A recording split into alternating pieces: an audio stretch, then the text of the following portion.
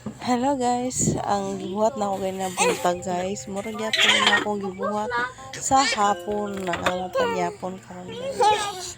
Magandam na mi sa among panyapon na isad. Kana ang among sudan karon sa hapon guys kay isda. Na ako na siya pritohon para sa mga bata.